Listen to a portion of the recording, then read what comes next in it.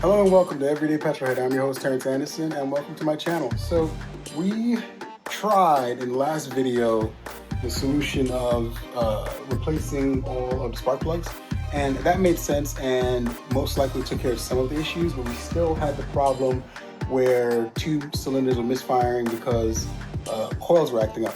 So originally it told us that it was cylinder 2, which is 1, 2, and cylinder 8 that was misfiring.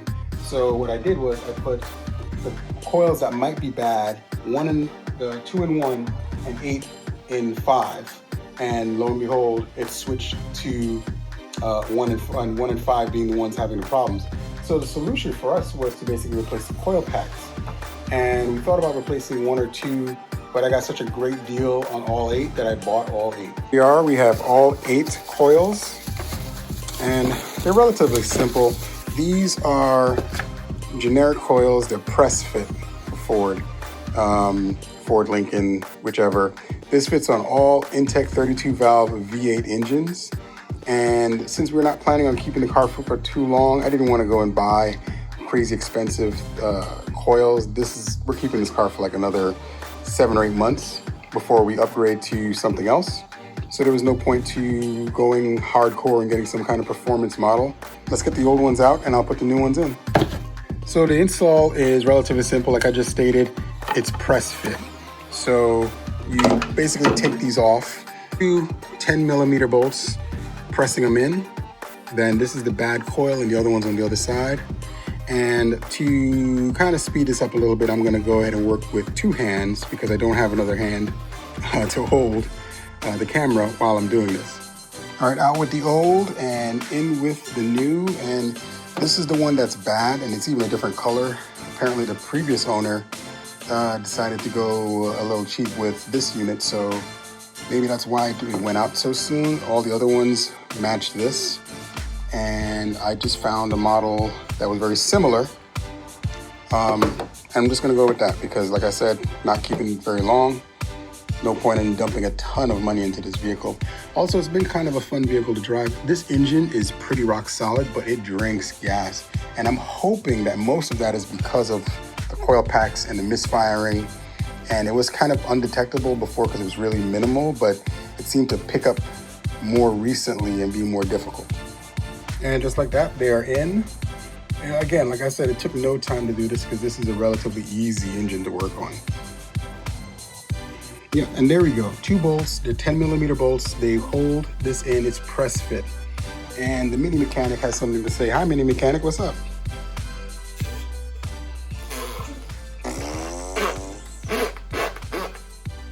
Can I finish with the car? Okay, well, watch Coco. Mama. Yeah, Mama's car. Daddy's fixing Mama's car. Daddy go. Daddy's car is a basket case. These are the ones in bank 1. And again, this is the one that's bad, and the rest of them are here. And again, same deal. It seems like some were randomly replaced and the rest weren't.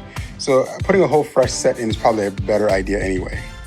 All right, and same thing again on this side, 2 10mm bolts press fit into the engine, and it holds the coil packs in place. And just like that, it is back together. Again, it didn't take long to do this. This was about a 15-minute job max. Probably because I'm so used to dealing with the BMW. Everything's easier after dealing with a BMW. So I think this is something you could easily do yourself, and I think it's worth just doing it yourself.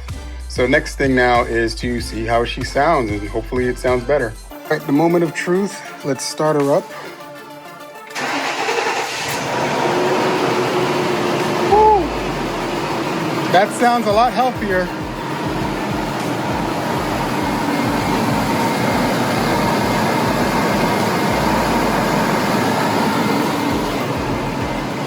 All right, so now we check the codes and see what's going on. Now remember what I said with dash command, you need to pick the vehicle. So right now, it's on the Aviator, so that's good. You probably can't see it from here. It's on the Aviator. So let's move forward with that. All right, so dash command is connected, so we're gonna diagnose what's going on with the engine, and we're gonna see what comes back.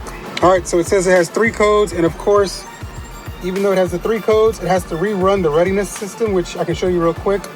is all the comprehensive stuff with the fuel system, the engine, AC, all this other stuff. It's going to go through a test, but because the engine's acting up, it's going to tell you that things aren't ready, and it's going to have to go through it. Some of them are red because they're not even available for this car, but Dash Command is checking to see if they're available. So let's go in and clear out the codes. So of course we have ignition coils and various other ones, but because we just switched it out, I'm gonna go ahead and clear everything. And that removes the check engine light. It says codes are successfully cleared. I say read codes real quick. And these two are in the system. They're not gonna remove themselves until the car checks itself, which is gonna take usually a few miles. The car has to go through its own engine system checks and balances, and then once it's done, it's gone. So for the most part, we are good to go.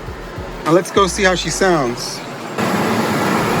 Sounds better, a lot better.